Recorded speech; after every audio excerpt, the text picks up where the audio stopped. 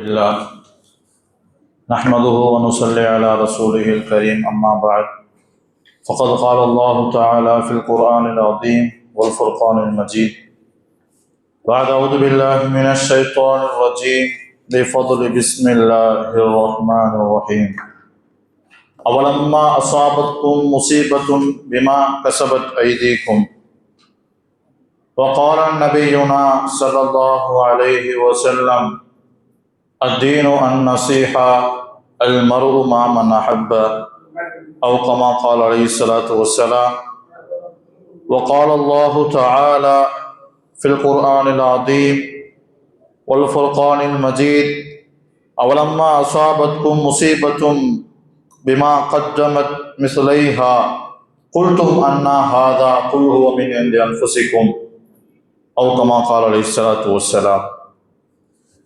கண்ணியத்திற்கும் பெருமதிப்பிற்கும் உரித்தான அல்லாஹ்வின் நல்லடியார்களே,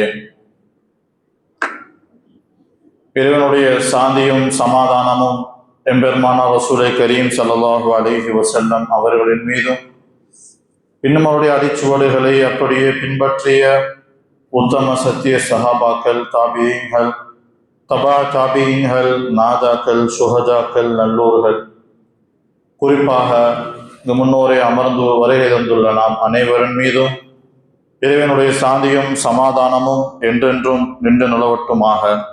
அஸ்ஸலாமு அலைக்கும் வரஹ்மத்துல்லாஹி தஆலா வபரகாத்துஹு. அல்ஹம்துலில்லாஹ், அல்லாஹ்வினுடைய மாபெரும் கிருபையினால் புனிதமிக்க சஃபருடைய மாதத்தை நாம் எல்லாம் அடைந்துள்ளோம். பொதுவாக நாம் சிந்தித்து பார்த்தோமேயானால் நாட்கள் நம்மை விட்டு கடந்து ஓடிக்கொண்டே இருக்கிறது. நாம் யோசித்து பார்ப்பதற்குள் ஒவ்வொரு நாளும் திங்கள், செவ்வாய், புதன், வியாழன் என்று அன்னைக்கு தூங்கி எந்திரிச்சு காலைல யோசிக்கிறோம், இன்னைக்கு அது போன வெள்ளி இப்பதானே போச்சு, அதுக்குள்ள அடுத்த வெள்ளியா, இப்படியாக நாம் சிந்திக்க கூட இடம் இல்லாத ஒரு வண்ணமாக இந்த நாட்கள் விரைவாக ஓடிக்கொண்டுள்ளது. எனவே நமக்குள்ள நாள் நிர்ணயிக்கப்படுவதற்குள் நாம் எல்லா விதமான அமல்களையும் செய்துவிட்டு நாம் மரணிக்க வேண்டும். அப்படிப்பட்ட வாய்ப்பை அல்லாஹ் நாம் அனைவருக்கும் தந்தருள் புரிவானாக. வாழக்கூடிய நாளில் அல்லாஹுவை தொழுத வண்ணம், இபாதத் அதிகமாக செய்த வண்ணம் வாழக்கூடிய வாய்ப்பை அல்லாஹ் நாம் அனைவருக்கும் தந்தருள் புரிவானாக. நமது குடும்பத்திலே ஏற்பட்டுள்ள நோய்கள், கஷ்டங்கள், குழப்பங்கள், எல்லா விதமான விஷயங்களை விட்டும் அல்லாஹு ரப்புல் ஆலமீன் நம்மை பாதுகாத்தருள் புரிவானாக. அதற்குண்டான தீர்வை வெகு விரைவிலே அல்லாஹ் நாம் அனைவருக்கும் தந்தருள் புரிவானாக. நம் அனைவருக்கும் நல்ல மரணத்தையும் நல்ல விதமான எல்லா விதமான செயல்களையும் அல்லாஹ் நசீபாக ஆக்கியருள் புரிவானாக. ஆமீன் யா ரப்பல் ஆலமீன். அல்ஹம்துலில்லாஹ். அல்லாஹு ரப்புல் ஆலமீன் இந்த மனிதனை நாம் எப்படியெல்லாம் உலகத்துக்கு கொண்டு வந்தோம், அவனை எப்படியெல்லாம் இந்த உலகத்துக்கு நாம் அனுப்பணும் அப்படிங்கிற ஒரு ஆரம்பமான ஒரு செய்தியை அல்லாஹ் திருமறையாம் குர்ஆன்ல பதிவிடுகிறான். எப்படி ஃபர்ஸ்ட் இந்த மனுஷனை உலகத்துக்கு கொண்டு வரணுங்கிற பிளான்லாம் எப்படி போட்டோம், என்னென்ன ஆலோசனைகள் எல்லாம் செய்தோம் என்ற ஒரு வசனத்தை அல்லாஹ் திருமறையாம் குர்ஆன்ல சொல்றான். அல்லாஹ் என்ன செஞ்சானா, மலக்குமார்களிடத்துல டிஸ்கஸ் பண்ணான். இது மாதிரி உலகத்துக்கு நான் என்ன செய்ய போறேன், ஒரு பிரதிநிதிய, ஒரு சமுதாயத்தை நான் என்ன செய்ய போறேன், ஒரு உலகத்தை படைச்சு கொண்டு வர போறேன். அல்லாஹ் குர்ஆன்ல சொல்றான், وَإِذْ قَالَ رَبُّكَ لِلْمَلَائِكَةِ إِنِّي جَاعِلٌ فِي الْأَرْضِ خَلِيفَةً. குர்ஆன்ல அல்லாஹ் சொல்றான், وَإِذْ قَالَ رَبُّكَ لِلْمَلَائِكَةِ إِنِّي جَاعِلٌ فِي الْأَرْضِ خَلِيفَةً. மலக்குகளிடத்துல அல்லாஹ் சொல்றான், உங்களுக்கு பின்னால ஒரு பிரதிநிதி, நீங்க என்ன செய்றீங்க, எல்லா நிலையிலையும் என்ன துதிபாடி கொண்டே இருக்கீங்க, பாவம் எதுவுமே செய்யல, அப்படிப்பட்ட ஒரு மனிதரா இருக்கீங்க. ஆனா நான் ஒரு சமூகத்தை கொண்டு வர போறேன், ஒரு பிரதிநிதியாக அடுத்தடுத்து தொடர்படியாக வரக்கூடிய ஒரு சமூகத்தை நான் கொண்டு வர போறேன். இன்னி ஜாயிலுன் ஃபில் அர்தி ஹலீஃபா காலு அத்தஜஅலு ஃபீஹா. இத கேள்விப்பட்ட மலக்குகள் சொன்னாங்க, காலு அத்தஜஅலு ஃபீஹா மன் யுஃப்ஸிது ஃபீஹா வ யஸ்ஃபிகு திமா. யா அல்லாஹ், பூமியில குழப்பம் செய்யக்கூடிய, ரத்தத்தை ஓட்டக்கூடிய, அனைத்து விதமான காரியங்களையும் செய்யக்கூடிய இப்படிப்பட்ட ஒரு சமூகத்தையா நீ படைக்க போற அப்படிங்கிற கேள்வியை முன் வச்சான். قالوا أتجعل فيها من يفسد فيها ويسفك الدماء, பூமியில குழப்பம் செய்யக்கூடிய ரத்தத்தை ஓட்டக்கூடிய இப்படிப்பட்ட அடியார்களை நீ படைக்க போற. வனஹனு, நாங்களும் இருக்கோமே, நஹனு நுஸப்பிஹு, உன்னை துதிபாடி கொண்டே இருக்கிறோம். உன் கத்திசு, உன்னை எப்பயுமே என்ன செய்யறோம், புதுப்பித்து கொண்டே இருக்கிறோம். உன் கத்திசுல கால இன்னி அலமு மாலா தஅலமூன். அப்ப அல்லாஹ் சொன்னா, உங்களுக்கு தெரியாத விஷயம் எனக்கு தெரியும். நான் என்ன செய்ய போறேன், பூமியில உலகத்துல ஒரு பிரதிநிதிய மனித படைப்பை நான் என்ன செய்ய போறேன், படைக்க போறேன் என்ற செய்தியை சொல்லிவிட்டு தான் அல்லாஹ் ரப்புல் ஆலமீன் இந்த வானம், இந்த பூமி, உலகத்திலே வசிக்கக்கூடிய எல்லா விதமான உயிரினங்கள், அதிலே சிறந்த படைப்பான மனித படைப்பு எல்லாவற்றையும் அல்லாஹ் படைத்தான். அல்லாஹ் அக்பர். இப்படிப்பட்ட மனித படைப்பு, அவனுக்கு உண்டான எல்லா விதமான தேவைகள் எல்லாவற்றையும் அல்லாஹ் உலகத்துல படைச்சுட்டான். மனிதனும் ஒரு இலக்கை நோக்கி ஓடிக்கொண்டே இருக்கிறான். எல்லோருடைய உள்ளத்திலையும் ஒரு இலக்கு இருக்கும். சிறு பிராயத்துல என்ன செய்யறோம், நம்ம படிக்கிறோம், அதனை அடுத்து ஒரு நல்ல ஒரு பதவிக்கு ஆசைப்படுறோம். அந்த பதவியை அடுத்து நம்ம என்ன செய்யறோம், நல்ல ஒரு தொழிலுக்கு ஆசைப்படுறோம். அதனுக்கு அப்புறம் என்ன செய்யறோம், தொழில் முடிஞ்சிச்சு, தொழில் வந்துச்சு, தொழில் மட்டும் போதுமா, நல்ல ஒரு குடும்பம் குட்டி வேணும், திருமணம், அதனை அடுத்து அதன் மூலமா ஏற்படக்கூடிய பிள்ளைகள், இப்படியாக ஒவ்வொரு இலக்காக போய்கொண்டே ஓடிக்கொண்டே இருக்கிறோம். இது எல்லாம் எதற்காக என்று கேட்டா எல்லாத்துக்கும் கடைசியில ஒரு காரணம் இருக்கு, ஒரு முற்றுப்புள்ளி ஒண்ணு இருக்குது. படிக்கிறோம், எதற்காக வேண்டி படிக்கிறீங்க, சும்மா படிக்கணுமேன்னு படிக்கிறேன் அப்படின்னு யாராவது சொல்லுவாங்களா? இல்ல, என்ன சொல்லுவாங்க, நல்ல மதிப்பெண் எடுக்கணும். சரி, நல்ல மதிப்பெண்ணை வச்சு என்ன செய்ய போறேன், நல்ல மதிப்பெண்ணை வச்சு நான் நல்ல ஒரு உயர்ந்தரமான இடத்துக்கு நான் வேலைக்கு போகணும். சரி, நல்ல வேலைக்கு போனா என்ன, உனக்கு நல்ல வேலைக்கு போன போற நல்ல ஒரு சம்பாதித்தணும், நல்ல ஒரு வீடு வாசல் கட்டணும். சரி, நல்ல ஒரு வீடு வாசல் கட்டிட்டு இப்ப என்ன செய்ய போற, லோகத்துக்கு பின்னால என்ன இருக்குதுங்க, ஒரு நிம்மதியான, ஒரு சந்தோஷமான, ஒரு அற்புதமான ஒரு வாழ்க்கையை நான் வாழணும் அப்படிங்கிற எண்ணம் எல்லோருடைய உள்ளத்துலையும் இருக்கு. கடைசியில் எங்கெங்க வருது, ஃபைனல் டச்சா எங்க வந்து முடியுதுங்க, நான் நிம்மதியா இருக்கணும், நான் சந்தோஷமாக இருக்கணும். இப்படியாக ஒவ்வொருவரும் ஒரு இலக்கை நோக்கி ஓடிக்கொண்டே இருக்கிறோம். ஆனால் நாம் சிந்தித்து பார்க்க வேண்டும், நாம் செல்லக்கூடிய இந்த பாதையிலே வீடெல்லாம் கட்டி முடிச்சிட்டோம், எல்லாம் வந்துருச்சு, நிம்மதி அடைஞ்சிட்டோமா, நிம்மதிங்கிறது நம்ம வாழ்க்கையில வந்துருச்சா அப்படின்னு பார்த்தோம்னு சொன்னா இல்லை. ஏன் இல்லை, என்ன காரணம், நம்ம அந்த இலக்கை தானே நோக்கி ஓடணும், எல்லா விதமான செயலையும் செய்தோமே, கஷ்டப்பட்டோமே, உழைச்சோமே, எல்லாம் செஞ்சோமே, அந்த நிம்மதிங்கிற ஒரு அந்த பட்டாளத்தை நம்ம அடையலையே, என்ன காரணம்? இன்னைக்கு ஒவ்வொரு தொழிலாளிகளும் ஓடுறாங்க, எதற்காண்டி ஓடுறாங்க, நிம்மதியா இருக்கணும். ஒவ்வொரு நாளும் வேலைக்கு போறோம், எதுக்கு போறோம், அந்த பணத்தின் மூலமா நிம்மதியா இருக்கணும். ஒவ்வொரு நாளும் ஒவ்வொரு விவசாயம் கஷ்டப்படுறாரு, எது கஷ்டப்படுறாரு, இந்த நாடு நல்லா இருக்கணும், நிம்மதியா இருக்கணும். ஆக மொத்தம் ஃபைனல் டச்சா நிம்மதியா இருக்கணும். ஏதாவது ஒரு தொழிலாளி அவர் பிரியாணி கடை வச்சிருக்காரு, ஒரு பிரியாணி மாஸ்டர் இருக்காரு, கடை வச்சிருக்காரு, அவரு சொல்றாராம், ஒவ்வொரு நாளும் அந்த பிரியாணி சமைக்கும் போது வர்ற வாடை இருக்குங்க, அதுக்காக தான் பிரியாணி கடையை வச்சிருக்கேன் அப்படின்னு சொல்லுவாராம். ஒரு மளிகை கடைக்காரரு ஒவ்வொரு நாளும் சரக்கு வந்து இறங்கும் போது அது அப்படியே அந்த சர்க்கரை, சீனி, பருப்பெல்லாம் அடுக்கி வச்சு பார்க்கும் போது ஒரு இன்பம் ஏற்படுது அப்படின்னு சொல்றாரா? இல்ல, இது எல்லாத்துக்கும் மத்தியில நல்லா சம்பாதிக்கணும், நிம்மதியா இருக்கணும், நல்லா உழைக்கணும், நிம்மதியா இருக்கணும், எப்படியாக எண்ணக்கூடிய ஒவ்வொரு மனிதர்களுக்கு மத்தியிலும் நிம்மதி என்ற அந்த இலக்கு பெரும்பாலான நபர்களுக்கு கிடைப்பதில்லை. என்ன காரணம்? காரணத்தை எப்படி தேடுவது? அல்லாஹ் என்ன சொல்றான்? எல்லாம் சிந்தித்து பார்த்தோமையானால் எல்லா விதத்திலும் நமக்கு நிம்மதி கிடைக்காத ஒரே ஒரு காரணம் நம்முடைய தவறான ஒரு எண்ணம். அது என்னன்னு சொன்னா, அல்லாஹ் நமக்கு கொடுத்திருக்கக்கூடிய சோதனை பல்வேறு விதத்துல வரும், பல்வேறு வழிகள்ல வரும். அப்ப இந்த சோதனைகளுக்கு இவன் சொல்லக்கூடிய காரணம் என்னவென்று சொன்னால், இது அதனால் ஏற்பட்டது, அது இதனால் ஏற்பட்டது, இவ்வாறு எனக்கு நடந்ததற்கு உண்டான காரணம் இதுதான். இப்படியான ஒரு தவறான ஒரு இலக்கை மனிதன் என்ன செய்கிறான், நிர்ணயம் செய்கிறான். உங்களுக்கு புரியுற மாதிரி சொல்லணும்னா, ஒரு கஷ்டம் வந்து நம்ம நிம்மதியை நாடி இருக்கிறோம், நமக்கு ஒரு கஷ்டம் வருது, அந்த கஷ்டத்துல இருந்து எப்படியாவது வெளியே வந்துடலான்னு பார்க்கிறோம். ஆனா முடியல, அதுலயே நம்ம என்ன செய்யறோம், மாட்டி ரொம்ப கஷ்டப்படுறோம் அப்படின்னு சொன்னா நம்ம என்ன நினைக்கிறோம், இந்த சோதனை, இந்த சிரமம், இதற்குண்டான தளபதி யார், இது ஏற்படுத்தியவன் யார், எதனால் வந்ததுங்கிற அந்த ஒரு எண்ணம் நம்மளுடைய உள்ளத்துல தவறான முறையில வந்துருக்கு. உதாரணமா ஒருத்தர் வாகனத்துல போறாரு, வாகனத்துல செல்லக்கூடிய ஒருத்தர் இவர் நல்லா தான் போறாரு, எதிர்க்க வந்த ஒருத்தர் இடிச்சிட்டாருன்னு வைங்களேன், ஏதோ ஒரு அசம்பாவிதம் நடந்துருச்சு, ஏதோ ஒன்று நடந்துருச்சு. இவர் என்ன காரணத்தை தேடுவார்னு சொன்னா, நான் நல்லா தான் போனேன், ரோடு பள்ளங்குழியுமா இருந்துச்சு, நான் நல்லா தான் போனேன், எதிர்க்க வந்தவன் தான், நான் லெப்ட்ல போனேன், அவன் ரைட்ல வந்து என்னை அடிச்சுட்டான், நான் கரெக்டா தான் போனேன், எதிர்க்க வந்த லாரி தான் என்னை அடிச்சிச்சு.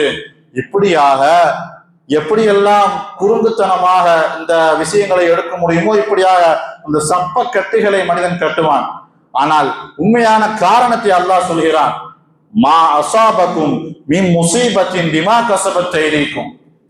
நீங்கள் உங்களுக்கு ஏற்படக்கூடிய ஒவ்வொரு தீங்கும், ஒவ்வொரு கஷ்டமும், ஒவ்வொரு சிரமமும் பிமா கசபத் ஐதீக்கும், உங்களுடைய கரங்களின் மூலமாக ஏற்பட்டது, உங்களுடைய பாவங்களின் மூலமாக ஏற்பட்டது. இந்த விஷயத்தை என்னைக்கு மனிதன் உள்ளத்துல கொண்டு வரானோ அப்போதுதான் என்ன செய்வான், அல்லாஹ் என்ன செய்வான், மாற்றத்தை உண்டாக்குவான், நிம்மதியான வாழ்க்கையை கொடுப்பான். இதை நம்ம உள்ளத்துல கொண்டு வராத வர கடைசி வரை நிம்மதி கிடைக்காது. ஒரு சோதனை வருது, கஷ்டம் வருதுன்னா, நான் ஏதோ ஒரு தவறு செஞ்சிருக்கேன், எங்கேயோ யாருக்கும் நான் அநீதம் செஞ்சிருக்கேன், ஏதோ ஒரு இடத்துல நான் பிழை ஏற்படுத்தி இருக்கேன் அப்படிங்கிற எண்ணம் வராத வரை அல்லாஹு ரப்புல் ஆலமீன் என்ன செய்வான், சோதனை கஷ்டங்களை கொடுத்து கொண்டே இருப்பான். எப்போது இந்த எண்ணம் வருகிறதோ அப்போது அல்லாஹ் என்ன செய்வான், ஒரு மாற்றத்தை, ஒரு செழிப்பான ஒரு வாழ்க்கையை, நிம்மதி அந்த மனிதனுக்கு கொடுப்பான். அல்லாஹ் யோசிப்பான், எதற்கு கஷ்டப்படுத்தணும், யாரு கொடுத்தாங்கிறத அவன் புரிஞ்சுக்கிட்டான். நான் 2 வசனத்தை அல்லாஹ் குர்ஆன்ல சொல்றான், மா அசாப மின் முசீபத்தின் பிமா கஸபத் ஐதீக்கும். உனக்கு வரக்கூடிய சோதனை நீ செஞ்ச பாவத்தினால வந்துச்சு ஒரு செய்தி. இன்னொரு இடத்துல அல்லாஹ் சொல்றான் இப்படி, மா அசாப மின் முசீபத்தின் இல்லா பிஇذنில்லா. உன்னை அடையக்கூடிய கஷ்டங்கள், சிரமங்கள் என்னுடைய அனுமதியின்றி உன்னை அடையாது. இப்ப அது ரெண்டுத்துக்கும் அல்லாஹ் என்ன சொல்ல வர்றான், முதல்ல உன்னுடைய பாவத்தினால ஏற்பட்ட விளைவு அது. இரண்டாவது நீ புரிஞ்சுக்கிறனும், இதை கொடுத்தவன் அல்லாஹ், இதை எடுப்பவனும் அல்லாஹ். நம்ம தப்ப உணர்ந்துகிட்டு, யா அல்லாஹ் நான் பாவம் செஞ்சுட்டேன் மன்னிச்சிரு, இனிமேல் இவ்வாறு நடக்காதுன்னு எப்ப நீ உன்னை நீயே உள்வாங்கி ஒப்புக்கொள்கிறாயோ, அதனை உணர்ந்து கொள்கிறாயோ, அப்போதுதான் அல்லாஹ் மாற்றத்தை கொடுப்பான் என்று திருமறையாம் குர்ஆனிலே அல்லாஹ் கூறுகிறான். ஒரு உதாரணம், பெருமானார் நபிகள் நாயகம் ஸல்லல்லாஹு அலைஹி வஸல்லம் அவர்களுடைய காலத்துல ஏற்பட்ட ஒரு நிகழ்வு. பெருமானார் ஸல்லல்லாஹு அலைஹி வஸல்லம் அவர்கள் பத்ருடைய யுத்தத்துக்கு போறாங்க. யுத்தம்னு சொன்னா இப்போலாம் அது ரொம்ப லேசான முறையில் ஆயிடுச்சு. ஏன்னா அப்போ ஏற்பட்ட ஒவ்வொரு சிரமங்களும் கஷ்டங்களும் அவங்களுக்கு தெரியும். நம்ம கற்பனையில யோசிச்சு பார்த்தா கூட எப்படி இவங்க வாழ்ந்திருப்பாங்க, இப்படியான சிந்தனைகள் வரும். அப்படிப்பட்ட ஒரு நேரத்துல பத்ருடைய யுத்தத்துக்கு போறாங்க, மாபெரும் வெற்றி கிடைக்குது. அது போல வெற்றிய யாரும் பார்க்கல, இதுக்கு முன்னால எந்த ஒரு மனிதரும் கண்டறியல. அப்படிப்பட்ட ஒரு பெரும் ஒரு உதவி அல்லாஹ்வின் புறத்துல வந்துச்சு. இதை நம்ம ரொம்ப விரிவா உள்ள போனோம்னா பத்ருடைய சம்பவத்துக்கு நம்ம போயிடுவோம். அதனால ஒரு சுருக்கமா சொல்றேன், அல்லாஹ் பத்ருல வெற்றியை கொடுத்துட்டான். அதனை அடுத்து வந்த உஹதுடைய யுத்தத்துல அல்லாஹ் என்ன செஞ்சான், தோல்வியை கொடுத்தான். ஒரு பெரும் தோல்வி, ஒரு பெரிய வெற்றிக்கு பின்னால ஒரு பெரும் தோல்வி. ஆக மனசால ஏற்றுக்க முடியல. ஏறத்தாழ 70 சஹாபாக்கள், நபி தோழர்கள் கொல்லப்பட்டார்கள். எப்படி இருக்கும் அந்த இழப்பு? இப்போது உள்ள போர்ல நம்ம யோசிச்சு பார்த்தோம்னா அங்கங்க ஒருத்தர் வருவார். ஏன்னா இது போன்ற ஒரு சென்னையிலே ஒரு பெரிய போர் நடக்கிறவங்களேன், ஒவ்வொரு புறத்துல இருந்து ஒரு மனுஷர் வருவாரு, ஒரு நபர் வருவாரு. வடபழனில இருந்து ஒருத்தர், இங்க இருந்து ஒருத்தர், அங்க இருந்து ஒருத்தர். ஒரு 70 பேர் போனாலும் கூட ஒரு பெரிய கஷ்டமா தெரியாது. ஒரு கரூர்ல 41 பேர் இறந்தாங்களே, ஒரு கொஞ்ச நாளைக்கு பேசினாங்க, அது ஒரு பெரிய இழப்பா தெரியல. ஏன்னா அது ஒரு பெரிய ஒரு ஊர் அது. ஆனா மதீனாவை பொறுத்தவரையிலே ஆக குறுகிய ஒரு நகரம், ஆக சிறிய ஒரு ஊர் அது.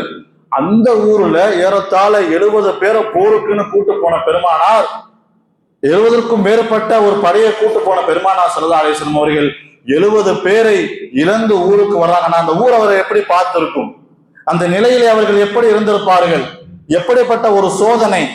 இதை அல்லாஹ் திருமறையாம் குர்ஆன்ல சொல்றான், அவலம்மா அசாபத்கும் முசீபத்தும் கது அசபத்தும் மிஸ்லைஹா.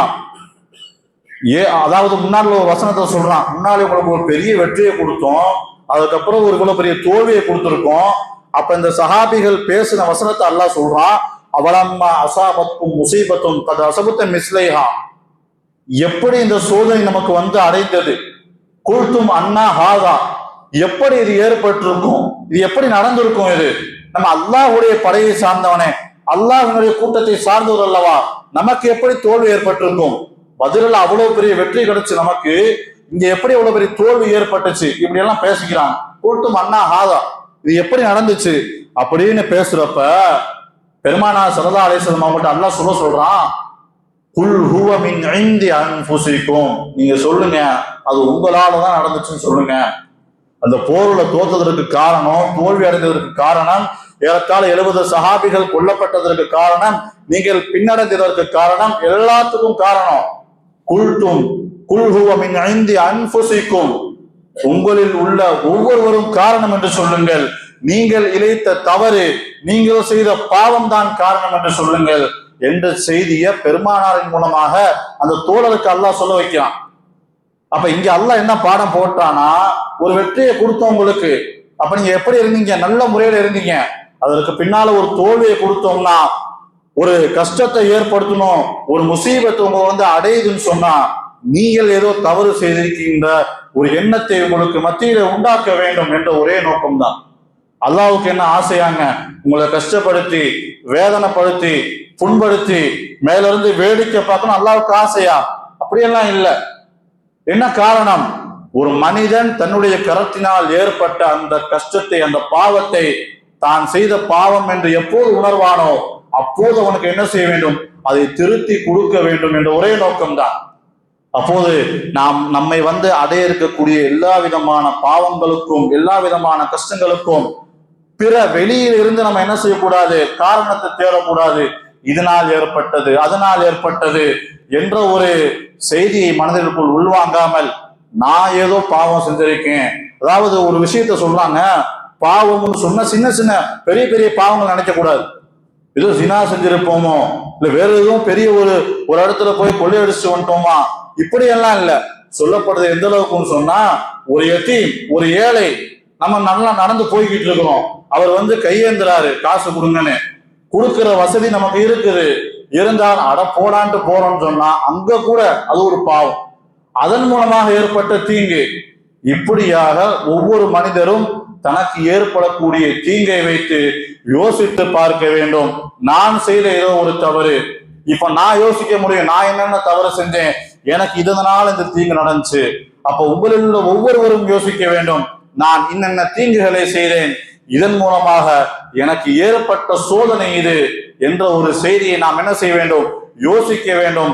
அவ்வாறு சிந்தித்தால் மட்டும்தான் அல்லாஹ் ரப்புல் ஆலமீன் செழிப்பான வாழ்க்கையை, ஒரு வெற்றிகரமான வாழ்க்கையை, மகிழ்ச்சியான வாழ்க்கையை நாம் ஒவ்வொருவரும் எதிர்பார்த்து கொண்டிருக்கக்கூடிய மன நிம்மதியான வாழ்க்கையை அல்லாஹ் நம் அனைவருக்கும் தந்துள்ள புரிவான். பெருமானார் ஸல்லல்லாஹு அலைஹி வஸல்லம் அவங்க தன்னுடைய வாழ்க்கையில பல்வேறு கஷ்டங்கள் அனுபவிச்சிருக்காங்க. ஒவ்வொன்னா கணக்கெடுத்து நம்ம பேசணும்னா வரலாறு போய்கிட்டே இருக்கு, லட்சக்கணக்கான வரலாறு சொல்லிக்கிட்டே இருக்கலாம்.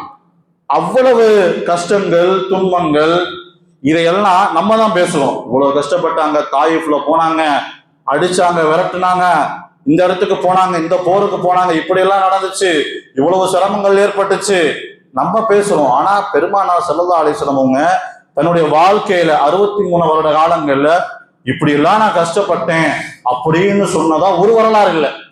ஏன்னு சொன்னா பெருமானார் அந்த ஒவ்வொரு சிரமங்களையும் தனக்கு என்ன செஞ்சாங்க, படிப்பினையாக, நான் செய்த எனது படையினர்கள் செய்த ஏதோ ஒரு தவறு, ஏதோ ஒரு காரணம், இதனால் எங்களுக்கு ஏற்பட்டது. நம்ம எல்லாம் கேள்விப்பட்டிருப்போம்ல, பெரும்பாலும் தாயிஃப்ல அவ்வளவு தூரம் விரட்டிய பெருமானார் ஸல்லல்லாஹு அலைஹி வஸல்லம் வந்து சொன்னாங்க, யா அல்லாஹ், ஏன்ட்ட ஏதோ ஒரு தவறு இருக்கும், ஏன்ட்ட ஏதாவது கஷ்டம், ஏதாவது ஒரு மாற்றுகரமான விஷயம் ஏற்பட்டிருக்கலாம், இதன் காரணமாக அந்த தாயிஃப்ல உள்ள மக்களை நீ சிரமப்படுத்திடாத, என்னிடத்துல உள்ள தவறுனால ஏற்பட்டது, அவங்கள மன்னிச்சிரு, அவங்களுக்கு இதாயத்தை கொடு அப்படின்னு கேட்டான்.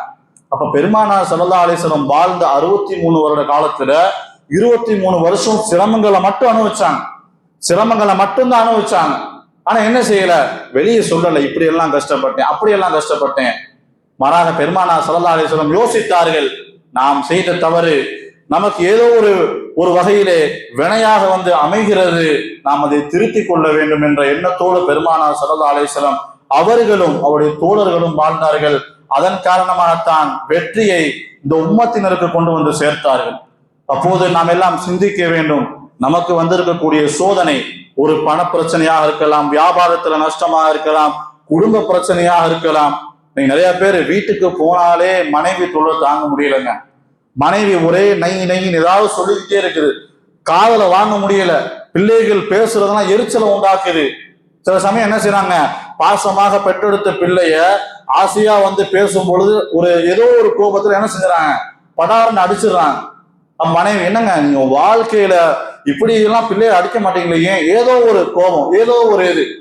அப்ப நாம் யோசிக்க வேண்டும், நாம் செய்த தவறு நமக்கு கோபத்தை ஏற்படுத்துகிறது, நமக்கு இது போன்ற தீங்குகளை ஏற்படுத்துகிறது என்ற ஒரு விஷயத்தை நாம் என்ன செய்ய வேண்டும், நம்மளுடைய மனதிலே கொண்டு வர வேண்டும். அல்லாஹ் ரப்புல் ஆலமீன் மாற்றத்தை உண்டாக்குவான்.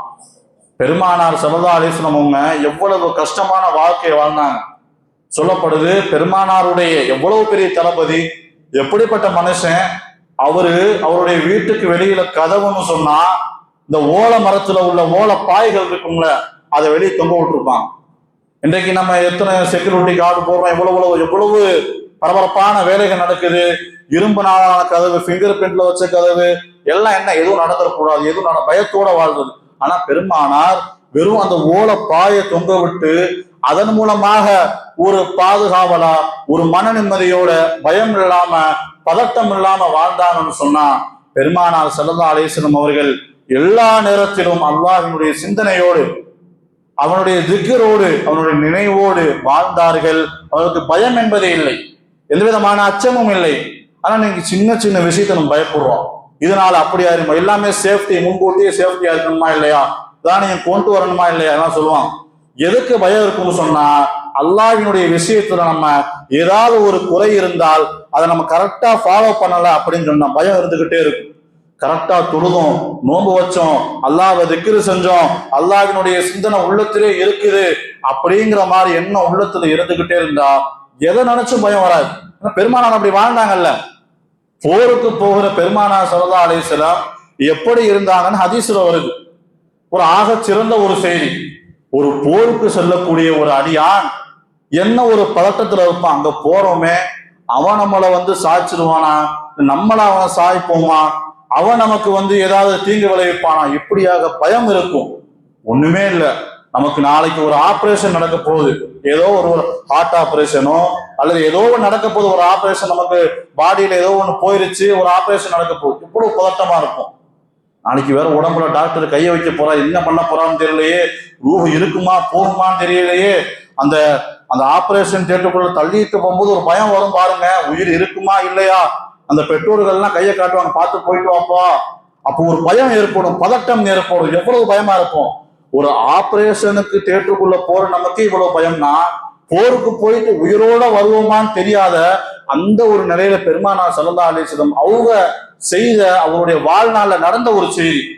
போருக்கு போற பெருமானார் என்ன செஞ்சாங்கன்னா, போர்ல செல்லக்கூடிய அந்த படையினர், நீங்க எல்லாம் முன்னாடி போங்கப்பா, முன்னாடி போங்க, நாங்க வர்றோம் அப்படின்னு சொல்லிட்டு தன்னுடைய மனைவி ஆயிஷா ரலியல்லாஹு அன்ஹா அவங்களோட என்ன செஞ்சாங்க, அந்த படைகளை முன்னால செல்ல விட்டுட்டு, நம்ம 2 பேரும் ஓட்டப்பந்தயம் வைப்போமா, நம்ம 2 பேரும் ஓட்டப்பந்தயம் வைப்போமா, யாரு ஜெயிக்கிறான்னு பார்ப்போமா அப்படின்ட்டு அந்த படைகளை எல்லாம் முன்னால போக சொல்லிட்டு பெருமானார் ஸல்லல்லாஹு அலைஹி வஸல்லம் அவர்களும் தன்னுடைய மனைவியினரும் எந்த விதமான பயமும் இல்லை, அல்லாஹ்வுக்காண்டி போறோம், எந்த ஒரு இதுவும் இல்லை, பயம் இல்லை. என்ன செய்யறாங்க, ஓட்டப்பந்தயம் ஓடுறாங்க, அதுல ஒருத்தர் ஜெயிக்கிறாங்க. அப்ப சொல்றாங்க, அந்த போட்டியில நீங்க ஜெயிச்சிட்டீங்க, இந்த போட்டியில நான் ஜெயிச்சிட்டேன், இதுக்கு முன்னால வச்ச ஓட்ட பந்தயத்துல நீங்க ஜெயிச்சிட்டீங்க, இப்போ நான் ஜெயிச்சிட்டேன், இல்ல ரெண்டுத்துக்கும் சரிசமம் ஆயிருச்சு இப்படின்னு பேசிக்கிட்டு போறாங்க. அப்ப எந்த அளவிற்கு அவங்களுடைய உள்ளம் ஒரு நிம்மதியா, ஒரு பீஸ்ஃபுல்லா, ஒரு சந்தோஷமா எப்படி இருந்திருக்கும், நம்ம எல்லாம் யோசித்து பார்க்க வேண்டும். எனவே நமக்கும் இது போன்ற பதட்டங்கள், பயங்கள் இல்லாமல் நிம்மதியாக வாழ்க்கை இருக்க வேண்டும் என்று சொன்னால் நமக்கு வர இருக்கக்கூடிய சோதனையின் போது நாம் சிந்திக்க வேண்டும். நம்மால் ஏற்பட்ட தீங்கு, நாம் செய்த தவறு, இதற்குண்டான தீர்வை அல்லாஹ் கொடுப்பான் என்ற அந்த வாழ்க்கை, அந்த எண்ணத்தோடு நாம் வாழ்ந்தோமையானால் நமக்கு என்ன செய்யப்படாது, எந்த விதமான தீங்கும் வராது. நாமும் மன நிம்மதியோடு மன அமைதியோடு என்ன செய்யலாம், வாழலாம். இன்னைக்கு உலகத்துல நம்ம என்ன செய்யறோம், நான் வாழக்கூடிய இந்த நாட்கள்ல தற்காலிக தீர்வு தான் சொன்னேன்ல, நமக்கு ஏற்படக்கூடிய முசீபத்துகளுக்கு தற்காலிக தீர்வு என்ன? ஒரு வண்டியில நம்ம ஆக்சிடென்ட் ஆச்சுன்னா என்ன சொல்றோம், அவரு தான் காரணம், இவரு தான் காரணம், இப்படியாக தற்காலிகமான தீர்வுகளை பார்க்கிறோம். ஆனா உள்ரங்கமான தீர்வான என் மீது பிழைங்கிறத உணர வேண்டும். ஒரு உதாரணம் சொல்லுவாங்க, கொசு கடிக்குதுன்னு சொல்லிட்டு என்ன செய்வாராம், ஒருத்தர் தினைக்கும் மளிகை கடைக்கு போய் கொசு பத்தியை பொருத்தி வச்சு இப்படியே உடைய காலத்தை ஓட்டினாராம். ஆனா இப்படி ஒரு வாழ்க்கை இருக்குது. இன்னொரு நபர் இருந்தாராம், கொசு ஏன் கடிக்குது, நம்ம இருக்க இடம் சுத்தம் இல்லையா, நம்ம சுற்றி உள்ள அந்த இடங்கள் எல்லாம் எப்படி இருக்குது, இப்படியாக பார்த்து அதற்குண்டான தீர்வை கண்டு கொசுவே இல்லாத வாழ்க்கையை தனக்கு உண்டாக்கிக்கிட்டாராம். இப்ப இந்த ரெண்டு விஷயத்துல நம்ம எந்த ஒரு கேட்டகரியில் நம்ம இருக்கிறோம், எந்த இடத்துல நம்ம இருக்கிறோம்? வாழ்க்கையில ஏற்படக்கூடிய சோதனைகளுக்கு இதுதான் அதுதான் சொல்லிட்டு வாழ்நாள் ஃபுல்லா ஏதாவது சாக்கு போக்க சொல்லியே வாழ்றோமா? இதுதான் தீர்வு, இதை நம்ம சரி செஞ்சுட்டோம்னா வாழ்க்கையில கஷ்டமே வராதியா அப்படின்னு சொல்லிட்டு வாழ்க்கையில ஏற்படக்கூடிய சோதனைகள், கஷ்டங்களுக்கு நான் செய்த தவறுதான் பிழை என்று ஒப்புக்கொண்டு அடுத்த ஒரு நகர்வை நோக்கி அவர் செல்கிறோமா என்ற எந்த இடத்துல நாம் இருக்கிறோம் என்ற ஒரு செய்தியை மனதில நாம் என்ன செய்ய வேண்டும், பதிய வைக்க வேண்டும். எனவே நாம் புரிந்து கொள்ள வேண்டிய விஷயம், நமக்கு ஏற்படக்கூடிய சோதனைகளில் நாம் என்ன செய்ய வேண்டும், நம் மீது உள்ள தவறை நாம் என்ன செய்ய வேண்டும், வெளிப்படுத்த வேண்டும், அல்லாஹ்விடத்திலே கேட்க வேண்டும். யா அல்லாஹ், ஏன்னா ஒரு ஆகச் சிறந்த ஒரு செய்தி, யூனுஸ் அலைஹிஸ்ஸலாமுடைய வரலாறு ரொம்ப நீளமா சொல்லல, சுருக்கமா சொல்லி முடிச்சிடுறேன். யூனுஸ் அலைஹிஸ்ஸலாம் மீனுடைய வயிற்றுக்குள்ள போனாங்க. எதுக்கு போனாங்க? ஒரு சின்ன ஒரு வரலாறு தான். அல்லாஹ்வுடைய கவுமுக்கு, அந்த கூட்டத்தாரை பார்த்து யூனுஸ் அலைஹிஸ்ஸலாம் பார்த்து சொன்னா, யாரெல்லாம் ஈமானை ஏற்றுக்கொண்டீர்களோ நீங்க என்ன செய்யுங்க, இந்த ஊர்ல இருந்து வெளியே போயிருங்க, உள்ளவங்கள நம்ம ஈமானை ஏத்துக்கிறாதவங்கள நம்ம அழிக்க போறோம் அப்படின்னு ஒரு செய்தியை சொன்னான்.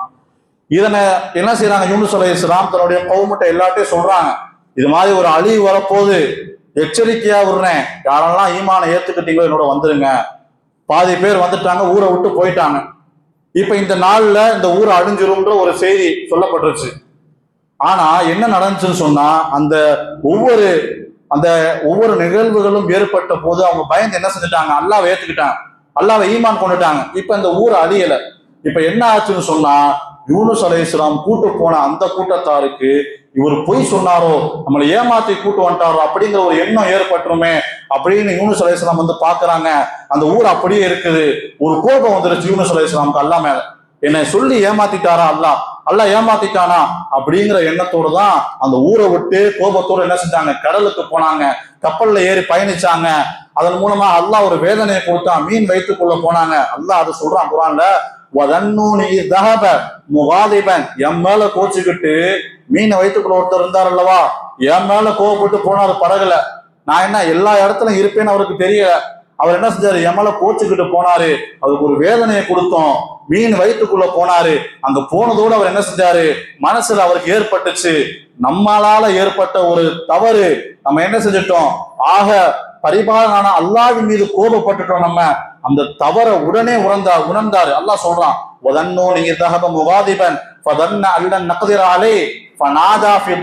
உடனே அல்லாஹ் வளைச்சாரு,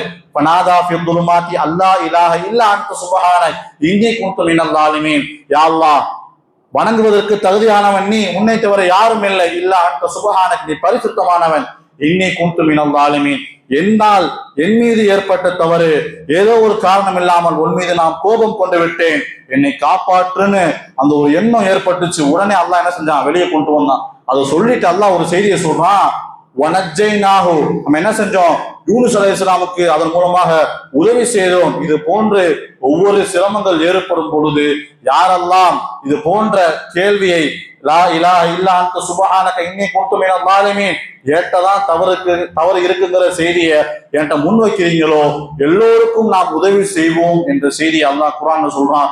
எனவே நாம் விளங்கிக் கொள்ள வேண்டும், தவறுகள் அனைத்தும் நம்மின் காரணமாக ஏற்பட்டு நம்மை வந்து அடையக்கூடிய சோதனையாக அது இருக்குகிறது. எனவே இனிமேல் ஏற்படக்கூடிய தவறுகள் அனைத்திற்கும் நாம் தான் காரணம் என்ற ஒரு விஷயத்தை நம்முடைய மனதில கொண்டு வந்து அல்லாஹ்விடத்திலே மன்னிப்பை கேட்போம். எல்லா விதமான தீங்குகளை விட்டும் அல்லாஹ் நம் அனைவரையும் பாதுகாப்பான். வாழ்க்கையில் வாழும் பொழுது நிம்மதியான வாழ்க்கையை, பீஸ்ஃபுல்லான வாழ்க்கையை பெருமானார் எப்படி வாழ்ந்தார்களோ அது போன்ற வாழ்க்கையை அல்லாஹ் நாம் அனைவருக்கும் நசீபாக ஆக்குவான். வாஹிர் தாவானா அல்ஹம்துலில்லாஹி ரப்பில் ஆலமீன். அஸ்ஸலாமு அலைக்கும் வரஹ்மத்துல்லாஹி தஆலா வபரகாத்துஹு.